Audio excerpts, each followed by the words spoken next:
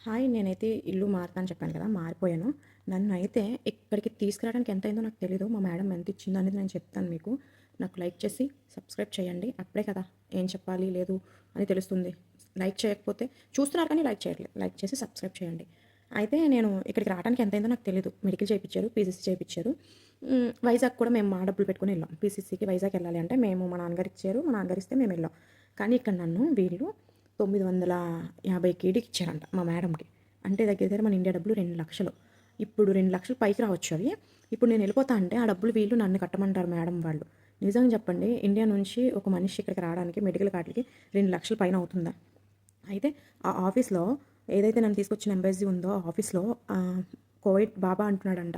700 సరిపోతాయి కదా అంటే, లేదు లేదు 950 అని చెప్పి మన ఇండియా ఆయనే వాదిస్తున్నాడంట. నన్ను ఫస్ట్ ఏదైతే ఇంటికి ఇచ్చారో ఆ ఇంటిలో 600కే తీసుకున్నారంట నన్ను. 600కే తీసుకుంటే ఇల్లు మారి ఇప్పుడు ఈ మేడం నేను నచ్చాను నేను ఉంచుకుంటా అనబోతే ఈయన 950 కన్ఫర్మ్‌గా డిమాండ్ చేశాడంట. ఇవ్వను అంటే, లేదు నేను తీసుకొని వచ్చేస్తాను స్వాతిని ఇంటికి మేము తెచ్చేసుకొని ఇంకొక దగ్గర పెట్టుకుంటాం అంటే ఇంక ఈవిడ ఇచ్చిందంట. అయితే మేడం ఇంటికొచ్చి మీ ఇండియా వోళ్ళే ఇంతకీ మా కువైట్ వాళ్ళు తీసుకోవట్లేదు అంతంత డబ్బులు మీ ఇండియా వాళ్ళే తీసుకుంటున్నారు. ఆఫీస్‌కి మాత్రం 700 650 ఇచ్చాడంట. మిగతా డబ్బులు ఆయన జేబులో పెట్టుకున్నాడంట. మా మేడం చెప్పింది. అలా నేను రోజులు పనులు ఏవైతే చేశానో ఆ పనులు డబ్బులు కూడా మా మేడం అడిగిందంట. నన్ను అడిగింది నీకు డబ్బులు ఇచ్చారా అని. నాకు ఇవ్వలేదని చెప్పాను నేను.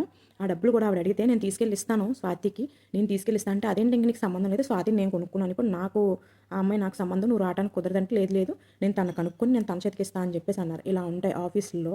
మీరు రావటానికి అంత ఖర్చు అవ్వదు. అంత ఖర్చు అవ్వదు. కొంతమంది ఏంటంటే తెలియక ఇంటి దగ్గర కూడా డబ్బులు ఇస్తున్నారు. ఎందుకు? నీకు మెడికల్ పాస్ అవ్వకపోతే మేము పాస్ చేయిస్తాం. మాకు 10,000 ఇవ్వు, 15,000 ఇవ్వు అంటుంటే నమ్మేసి ఇచ్చేస్తున్నారు. అలా నాకు కూడా వచ్చిన పరిస్థితి. కానీ నేను ఇవ్వలేను. నేను ఇక్కడికి వచ్చి పని చూసి అప్పుడు ఇద్దామనుకున్నా. ఇప్పుడు నేను అస్సలు ఇవ్వను. అస్సలు రూపాయి ఇవ్వను ఎవరికి కూడా. ఎందుకంటే ఇక్కడ ఎంత ఖర్చు పెట్టారు. ఇప్పుడు రేపు పొద్దున్న నాకు ఇక్కడ కష్టం వచ్చి నేను వెళ్ళిపోతా అంటే వీళ్ళకి ఖచ్చితంగా నేను 2,00,000 పైన కట్టాలి. అంత ఖర్చు వద్దా మనకు అసలు 2,00,000 పైన? ఆలోచించుకొని రండి. సరేనా? లైక్ చేయండి. నా వర్క్ ఇక్కడ ఎలా ఉంది, నేను చేసే ఇల్లు ఏంటి అనేది నెక్స్ట్ వీడియోలో చూపిస్తాను.